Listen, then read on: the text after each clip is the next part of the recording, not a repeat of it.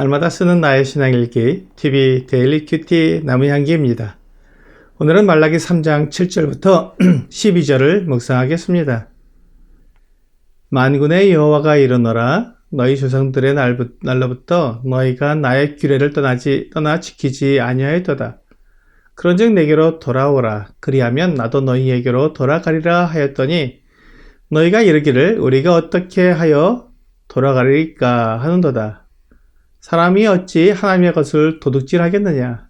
그러나 너희는 나의 것을 도둑질하고도 말하기를 우리가 어떻게 주의 것을 도둑질하였나이까 하는도다. 이는 곧 11조와 봉헌물이라. 너희 곧 온 나라가 나의 것을 도둑질하였으므로 너희가 저주를 받았느니라.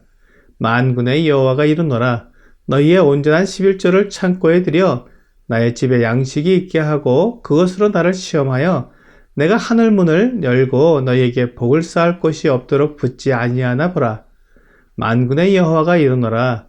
내가 너희를 위하여 메뚜기를 금하여 너희 토지 소산을 먹어 없애지 못하게 하며 너희 밭에 포도나무 열매가 기한 전에 떨어지지 않게 하리니 너희 땅이 아름다워짐으로 모든 이방인들이 너희를 복되다 하리라. 만군의 여호와의 말이니라.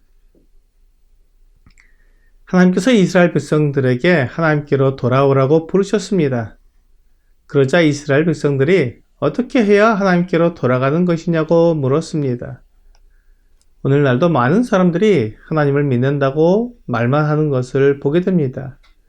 우리가 하나님을 믿는다는 것은 하나님께로 돌아가는 것을 말합니다.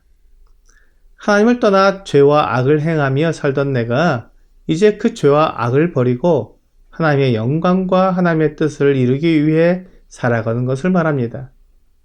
이것이 하나님께로 돌아가는 것인데 많은 사람들이 하나님께로 돌아가는 것을 그저 교회에 다니는 것, 헌금을 하는 것, 술 마시지 않고 욕을 하지 않는 것 정도로 생각하는 경향이 있습니다.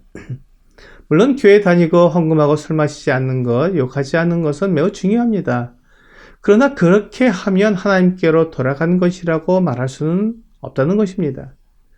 하나님께로 돌아간 사람들은 하나님 앞에서 말하는 것들을 다 하지만 진실되게 하나님께로 돌아오지 않은 사람들도 다른 사람들의 눈을 가리기 위해 얼마든지 그렇게 살 수 있습니다. 그러므로 우리가 하나님께로 돌아가는 것을 나의 몇 가지 행동을 바꾸는 것이라고 말할 수는 없는 것입니다. 오늘 본문에서 하나님께서는 이스라엘 백성들이 하나님의 것을 도둑질했다고 말했습니다. 그러자 이스라엘 백성들은 우리가 어떻게 주의 것을 도둑질하였나이까? 라고 물었습니다. 그러자 하나님께서 11조와 봉헌물이라고 말씀하셨습니다. 11조와 봉헌물은 하나님의 것인데 그것을 훔쳤다는 것입니다. 이스라엘 백성들이 하나님께 11조를 드리지 않은 것이 아닙니다. 그들이 봉헌물을 드리지 않은 것이 아닙니다. 문제는 그들이 드린 11조나 봉헌물이 온전한 것이 아니라는 것입니다. 눈멀고 병들고 절뚝거리는 것들을 11조와 봉헌물로 가져온 것은 하나님의 것을 도둑질한 것입니다. 그들이 11조와 봉헌물을 드리기는 했지만 가치가 없고 하나님께 합당한 것을 드리지 않았던 것입니다. 그것을 하나님의 것을 도둑질한 것이라고 말씀하신 것입니다. 그들이 하나님께 온전한 11조를 드리지 않았기 때문에 저주를 받은 것입니다. 제사장들이 부끄러움과 수치를 당했습니다. 그리고 백성들의 삶도 풍요롭지 않았습니다. 이것이 하나님께서 그들을 심판하시고 부끄럽게 하신 것이라고 말씀하십니다. 그래서 이제 그들에게 하나님께로 돌아오라고 말씀하십니다. 그들이 온전한 11조와 봉헌물을 하나님께 드리라는 것입니다. 이 온전한 11조를 하나님께 드리려면 그들이 하나님을 믿고 의지할 수 있어야 합니다. 단순히 좋은 제물을 드리는 것이 온전한 11조가 아닙니다. 11조를 드리는 목적을 알고 그 목적대로 드리는 것입니다. 11조는 제사장과 레위인들의 생활을 위해 드리는 것입니다. 그들의 생활에 궁핍함이 없게 해주므로 하나님을 섬기는 일이 중단되지 않게 하는 것입니다. 제사장과 레위인들이 11조를 공급받음으로 평안하게 제사를 드리고 백성들에게 율법을 가르칠 수 있게 되면 백성들이 율법을 거스르는 일을 하지 않을 것이며 하나님의 계명과 뜻을 따라 살게 될 것입니다. 결국 하나님은 이스라엘 백성들이 하나님의 말씀으로 온전히 돌아오도록 온전한 11절을 하게 하신 것입니다. 이스라엘 백성들이 범사에 하나님을 인정하고 따르는 삶을 살게 되는 것이 그들이 하나님께로 돌아오는 것입니다.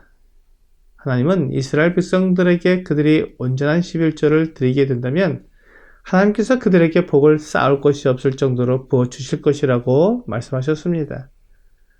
어떻게 그런 일이 일어날 수 있느냐고 묻는다면 하나님께서 메뚜기를 금하여 그들의 토지 소산을 먹어 없애지 못하게 하실 것입니다. 중동 지역에서는 메뚜기의 때에 피해가 심각했습니다. 그러므로 메뚜기 때가 오지 않는다면 그들의 소산이 안정될 것입니다. 또한 밭의 포도나무 열매가 기한 전에 떨어지지 않게 해주실 것입니다. 설익은 열매가 떨어지면 농부의 마음이 많이 아픕니다. 애지중지 잘 키워놓았는데 익기도 전에 떨어지면 너무나 안타까운 마음이 듭니다. 태풍이 불거나 기온이 떨어지면 이런 일들이 일어나게 됩니다. 하나님께서 바람을 막아주시고 기온이 떨어지지 않게 해주신다면 그들이 잃어버리는 열매가 없어서 풍성해질 것입니다. 그리고 그들의 땅이 아름답게 될 것입니다. 적당한 때에 비가 오고 적당한 때에 햇빛을 비춰주시면 땅이 기름지고 열매가 탐스럽게 열리게 될 것입니다. 곡식을 파종한 농부들의 눈에 잘 여문 곡식들로 인해 마음이 풍요로워지고 감사하는 마음이 들게 될 것입니다. 이것이 이방인들의 눈에 아름답게 보이고 복되다 말하게 만들어질 것입니다. 하나님은 이스라엘 백성들에게 이렇게 복을 넘치도록 주실 수 있습니다.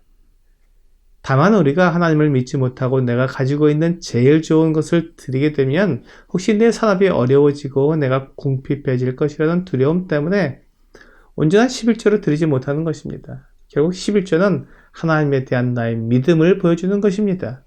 하나님께서 약속하신 대로 나를 보호하시고 지키시고 채워주신다는 믿음이 있다면 온전한 11조를 드리지 못할 것이 없습니다.